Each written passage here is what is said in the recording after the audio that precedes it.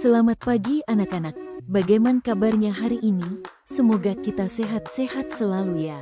Ketemu lagi dengan Ibu Marlina Bu Lele pada mata pelajaran agama Katolik dan Budi Pekerti kelas 10 dengan materi manusia makhluk pribadi.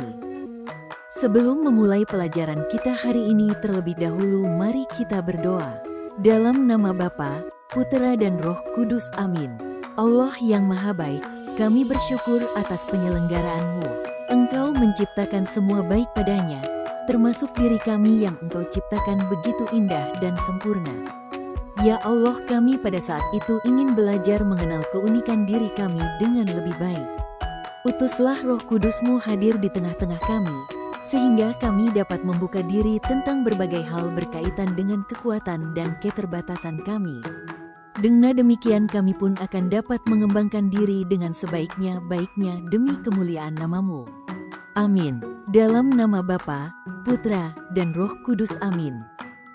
Nah, anak-anak, tujuan pembelajaran kita pada hari ini adalah peserta didik mampu memahami dirinya sebagai makhluk pribadi yang unik dengan segala kemampuan dan keterbatasannya, sehingga menerima diri dan bersyukur atas keberadaan dirinya sebagai manusia yang unik.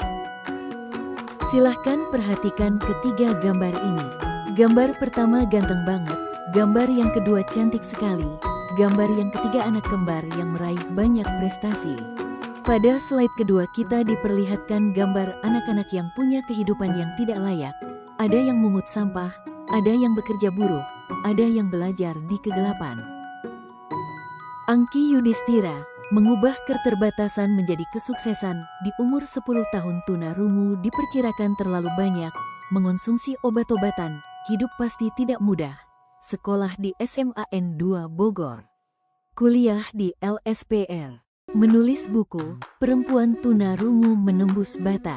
Kunci, jujur pada diri sendiri, menerima diri, percaya diri, keterbatasan tidak menjadi belenggu, mengubah keterbatasan menjadi kesuksesan. Lalu bagaimana dengan kita? Sikap atau pandangan apa saja yang sering muncul saat orang menyadari bahwa dirinya berbeda dengan orang lain? Apa pengaruh sikap tersebut dalam bersikap terhadap dirinya sendiri maupun orang lain? Bagaimana sikapmu sendiri selama ini terhadap keadaan dirimu? Kadi anak-anak, menerima diri merupakan proses yang tidak mudah. Banyak remaja yang seringkali tergoda untuk merasa tidak puas dengan dirinya sendiri. Ketika melihat temannya lebih kaya, ada remaja yang berpikir, mengapa saya dilahirkan dalam keluarga yang miskin? Ketika melihat orang lain berkulit putih, ada remaja yang berpikir, mengapa saya dilahirkan dengan kulit kusam? Ketika melihat temannya berhidung mancung, ada remaja yang berpikir, mengapa saya dilahirkan dengan hidung pesek? Melihat temannya pintar dalam pelajaran tertentu, ada remaja yang berpikir, mengapa saya tidak sepandai dia? Mereka yang masih berpikir seperti itu, rupanya belum menyadari bahwa untuk hal-hal tertentu, khususnya yang bersifat fisik jasmaniah, apa yang melekat dalam diri kita sangat dipengaruhi oleh faktor keturunan dan faktor lingkungan. Mereka lupa bahwa banyak orang kaya juga tidak bahagia, banyak orang cantik atau tampan juga tidak sukses. Sebaliknya banyak orang dengan wajah biasa, bahkan kurang menarik, dari keluarga miskin sekalipun bisa sukses dan dihargai banyak orang. Sikap tidak menerima diri bisa menumbuhkan sikap iri, ingin menjadi seperti orang lain, dan akhirnya menghalalkan segala cara. Kasus remaja-remaja di Korea Selatan yang melakukan operasi plastik merupakan salah satu contohnya. Tetapi apa yang mereka lakukan bukan jaminan untuk bisa hidup bahagia. Maka pertanyaan yang paling mendasar untuk direfleksikan adalah, nilai apa yang dapat menentukan kebahagiaan kalian? Apakah nilai seseorang ditentukan oleh kecantikan atau ketampanan, oleh hidung yang mancung, atau oleh sikap dan perilaku serta keteladanan hidup? Cara mengubah beberapa sifat negatif yang paling umum menjadi kekuatan. Ubah sikap pesimistis menjadi realistis. Gunakan sifat dan bakat yang kalian yang praktis dan realistis untuk mencari solusi dengan melihat sisi terang dari situasi apapun dan dengan mengubah sifat pesimis bisa membuat Anda bahagia. 2. Ubah sikap menunda menjadi pemikir yang dalam. Daripada menghukum diri sendiri karena sifat menunda, lebih baik fokus pada kemampuan kalian dalam mempertimbangkan pilihan-pilihan. 3. Ubah sikap mencela diri sendiri menjadi analitis. Jika kalian melakukan kesalahan, berhentilah mencela diri. Analisilah mengapa kesalahan itu terjadi dan buatlah sebuah rencana baru yang lebih baik. 4. Ubah sikap impulsif menjadi spontan. Sikap impulsif mendorong kalian membuat keputusan yang tergesa atau gegabah, sedangkan spontanitas adalah sikap yang fleksibel dan terbuka terhadap perubahan. Mendalami ajaran kitab suci tentang keunikan manusia. Kejadian bab 1 ayat 26-31. Waktu menciptakan manusia, Allah merencanakan dan menciptakannya menurut gambar dan rupanya, menurut citranya. Kejadian bab 1 ayat 26.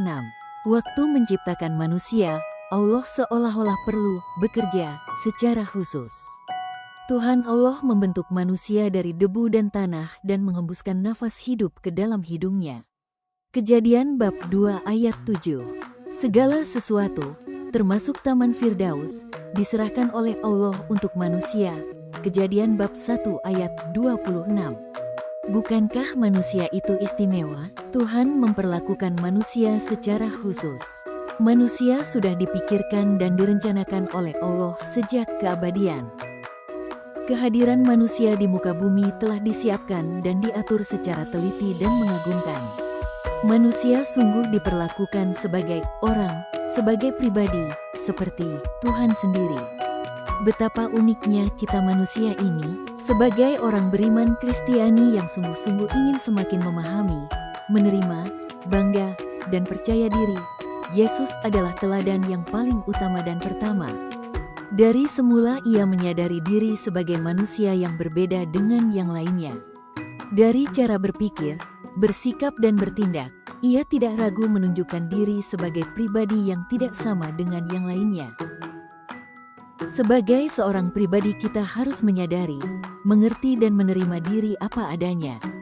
Dengan demikian, kita pun akan dapat semakin mengembangkan diri dan melakukan sesuatu dengan kesadaran diri, self-consciousness, penerimaan diri, self-acceptance, kepercayaan diri, self-confidence, dan perasaan aman diri, self-assurance, yang tinggi.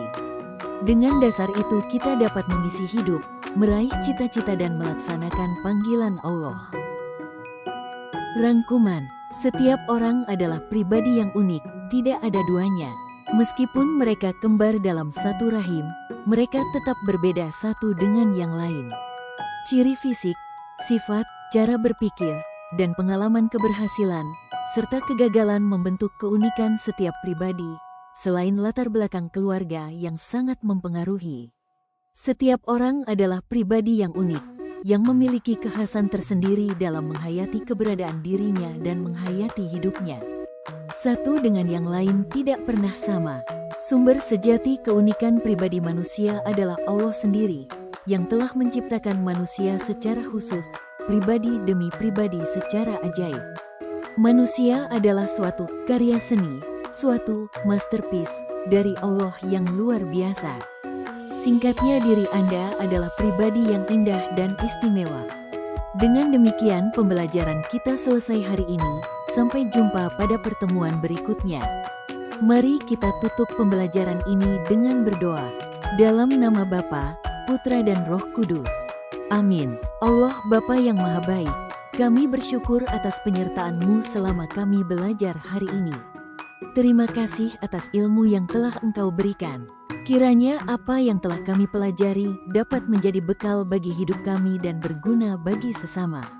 Kami mohon berkat-Mu agar kami dapat menggunakan ilmu ini dengan bijaksana dan bertanggung jawab. Demi Kristus Tuhan kami. Amin. Dalam nama Bapa dan Putra dan Roh Kudus. Amin.